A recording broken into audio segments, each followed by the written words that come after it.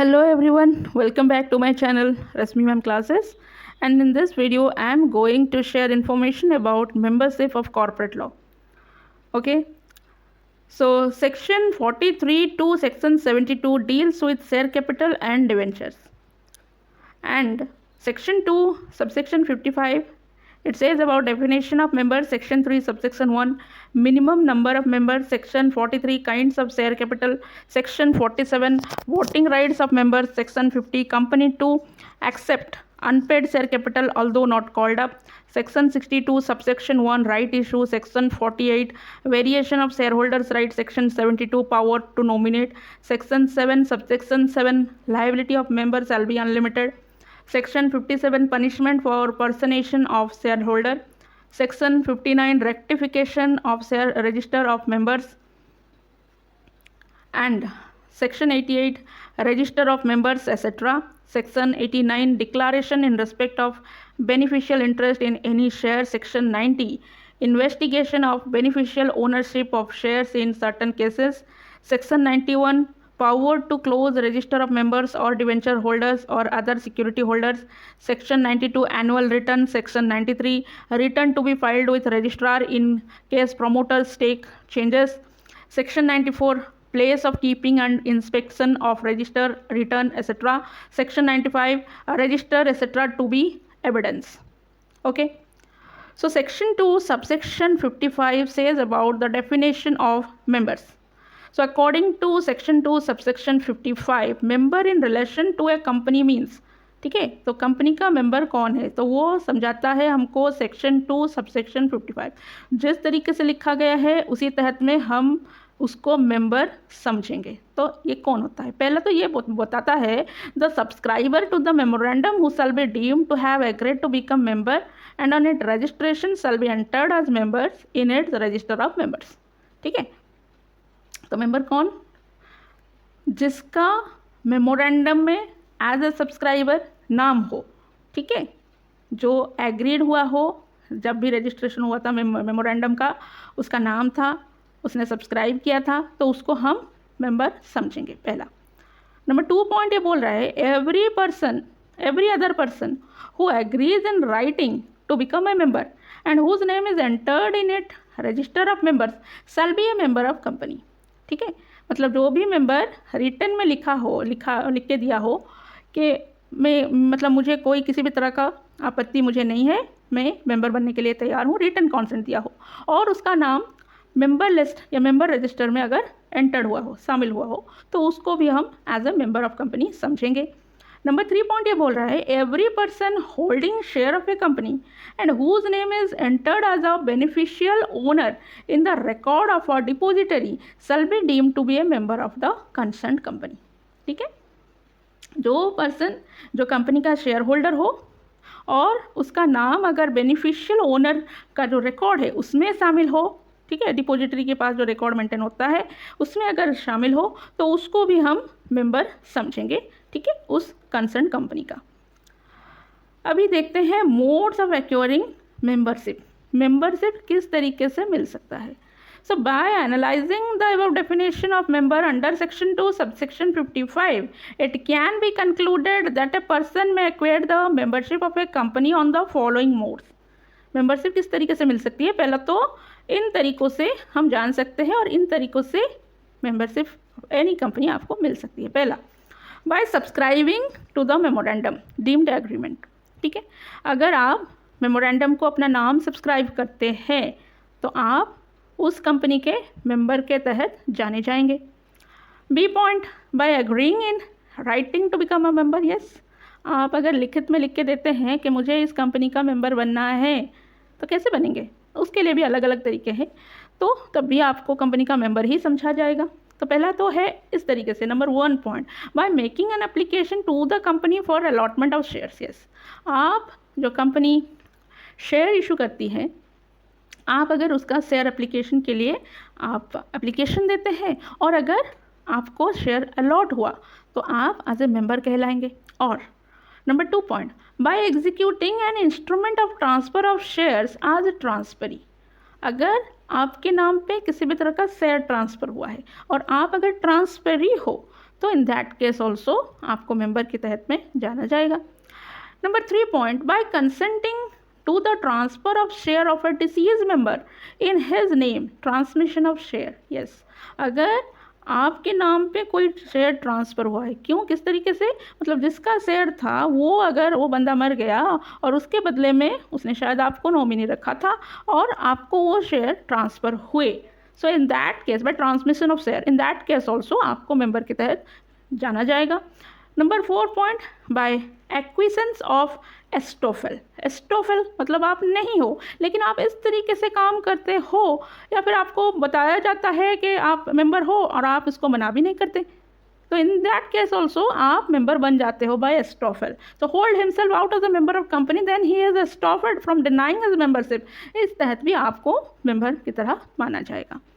C point ये बोलता है, by holding shares of a company in dematerialized format, dematerialize मतलब electronic format, and whose name is entered as beneficial owner in the record of a depository NSDL or CDSL shall be deemed to be the member of the concerned company।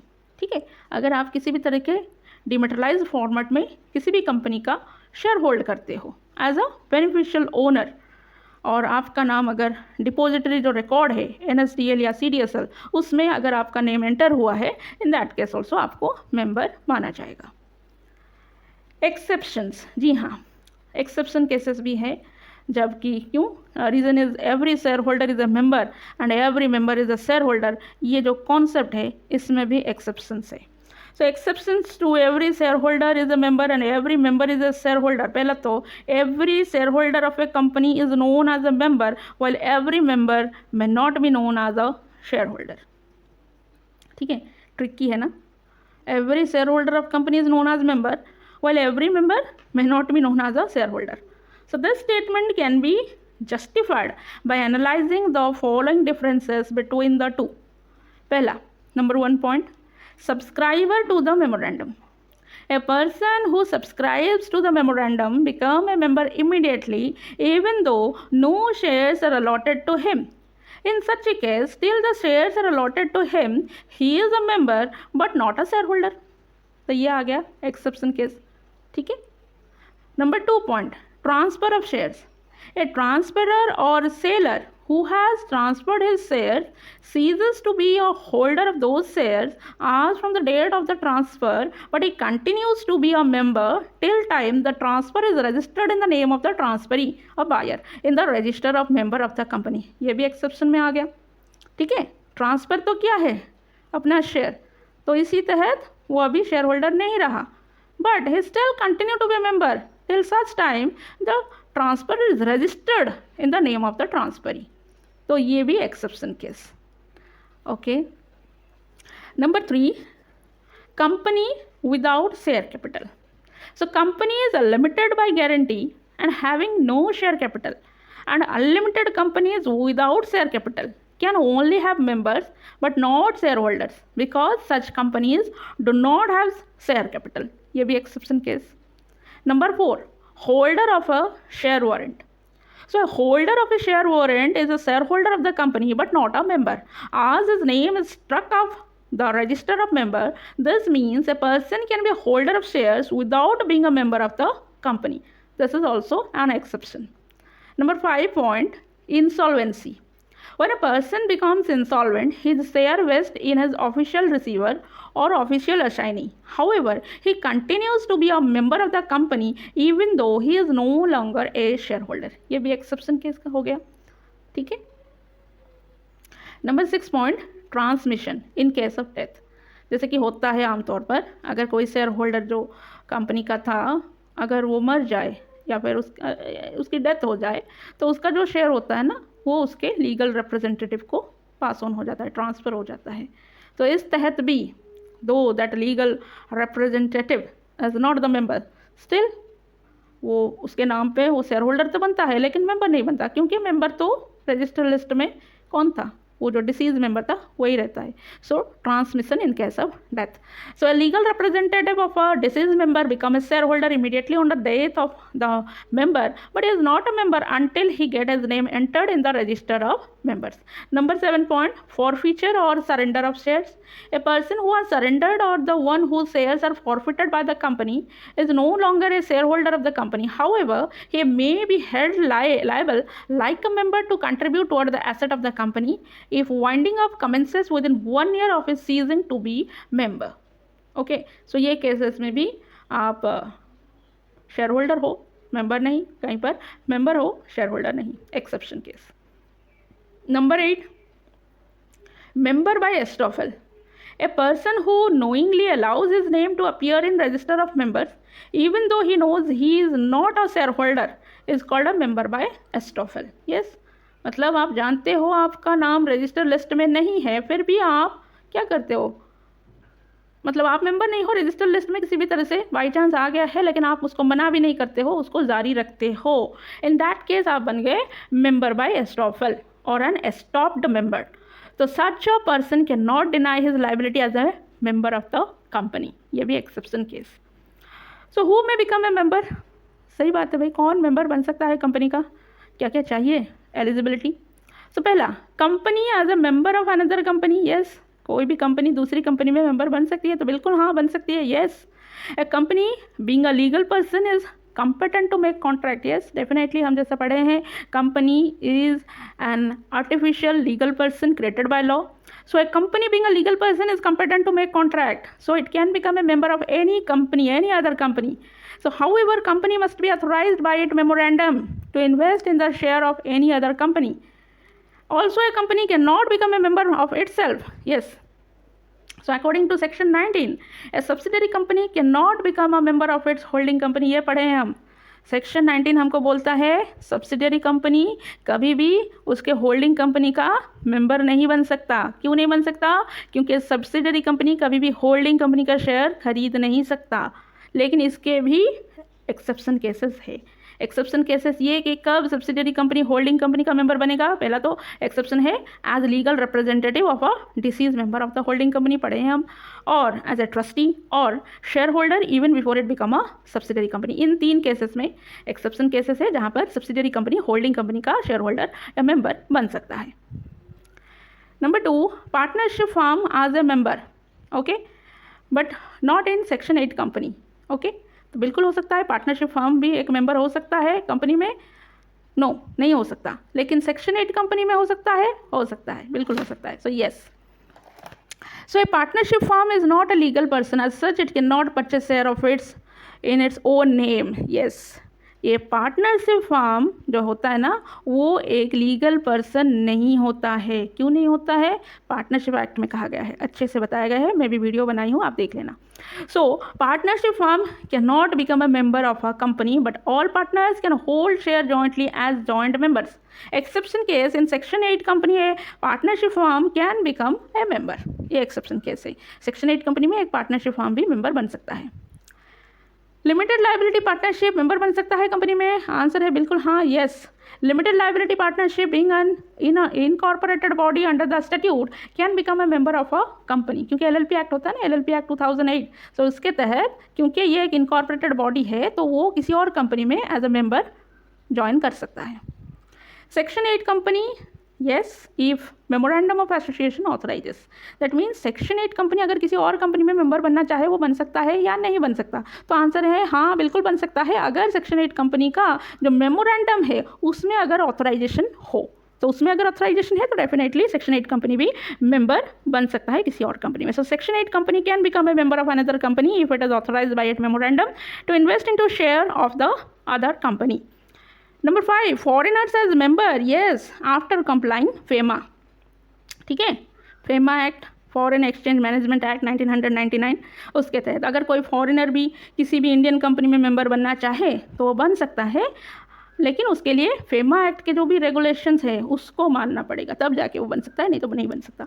So a foreigner may purchase share in an Indian company and become a member subject to the provision of the foreign exchange management act 1999. But in the event of war with his country, he become an alien enemy and his membership rights are suspended. Yes, ये alien enemy का तो पता है ना, contract act में भी पढ़े थे हम। मतलब फॉरेनर भी इंडियन कंपनी में मेंबर बन सकता है, लेकिन वो रेगुलेशन जिस तरीके से प्रोविजन जो भी कहा गया है फेमा एक्ट में उसी के तहत बन सकता है। लेकिन सपोज वो जिस देश का सिटीजन है, फॉरेनर है मतलब आउटसाइड इंडिया का ही है, तो जिस देश का भी वो सिटीजन है उस देश के साथ अगर हमारे इंडिया का किसी भी तरह का वॉर इवेंट हो गया, इन दैट केस वो हमारा एलियन एनिमी बन जाएगा और उसका जो मेंबरशिप है वो सस्पेंडेड हो जाएगा। Now number 6, minor as member. तो माइनर किसी भी कंपनी में मेंबर बन सकता है या नहीं बन सकता? So answer is no. पहला तो हो गया नो, लेकिन फिर आता है बट यस। क्यों भाई, क्यों एस, कैसे S? Reason is law. Law में हर चीज़ पहले ना है उसके बाद फिर हाँ है, ठीक है। So no but yes if fully paid shares transferred through his guardian, ठीक है। अगर किसी भी तरह का फुल्ली पेड शेयर है और वो अगर ट्रांसफ़र हो रहा है इस माइनर के गार्डियन के थ्रू, इन दैट केस वो माइनर भी कंपनी का मेंबर बन सकता है। So minor is wholly incompetent to enter into a contract and as such can not become a member of a company. Definitely yes, क्योंकि minor है तो incompetent to contract है और कॉन्ट्रैक्ट ही नहीं कर सकता तो कंपनी का मेंबर कैसे बनेगा? नहीं बन सकता। लेकिन रजिस्टर हो सकता है उसके नाम से अगर गार्डियन के थ्रू हो, मतलब guardian on behalf of that minor काम करेंगे। अगर ऐसा हो इन दैट केस वो हो सकता है। तो the registration of transfer of fully paid shares in the name of the minor acting through his guardian can not be refuse on the ground of his minority and after attaining majority the minor, if he doesn't want to be a member, must repudiate his liability on the share on ground of minority, and if shares are transferred to a minor, the transferor will remain liable for all future calls on such shares so long as they are held by the minor, even if the transfer was ignorant of his minority. And if the company knows of his minority, it may refuse to register the transfer unless the transfer was made through the guardian, ठीक है। मतलब minor guardian के तहत, guardian के through किसी भी company का member बन जाता है, ठीक है। सारे काम काज वो सब गार्डियन संभालेंगे और कंपनी भी उसको as a member through guardian मान लेगी। लेकिन माइनर जब मेजर हो जाएगा वो उस कंपनी का मेंबर रहना चाहेगा नहीं चाहेगा, वो प्योरली माइनर के ऊपर, जो अभी मेजर बन चुका है उसके ऊपर डिपेंड करेगा। वो अगर जब भी चाहे अपना जो भी शेयर्स है वो लेके क्या कॉन्ट्रैक्ट ख़त्म करना चाहे, मेंबरशिप ख़त्म करना चाहे तो वो कर सकता है। और जब भी ये भी याद रखना पड़ेगा, जो भी ट्रांसफ़र होगा ना shares to a minor transfer जो भी होगा वो हमेशा फ्यूचर कॉल्स में रहेगा, ठीक है। और इन केस इन सब के बारे में जो ट्रांसफरर है वो नहीं पता उसको कि वो जिसको अपना ट्रांसफ़र कर रहा है अपना शेयर्स वो माइनर है, इन दैट केस वो रिपोर्ट भी कर सकता है। और कंपनी भी अगर जानती है कि ये माइनर है तो इन दैट केस वो भी रिफ्यूज़ कर सकता है। लेकिन हाँ, जो भी ट्रांसफ़र किया जाएगा वो गार्डियन के थ्रू अगर होगा then it will be valid. Then holder of a share warrant, no, ठीक है। होल्डर ऑफ शेयर वारंट जो होता है ना वो किसी भी कंपनी का मेंबर नहीं बन सकता। So holder of a share warrant is a share holder of the company but not a member as is name is stock of the register of members, ठीक है।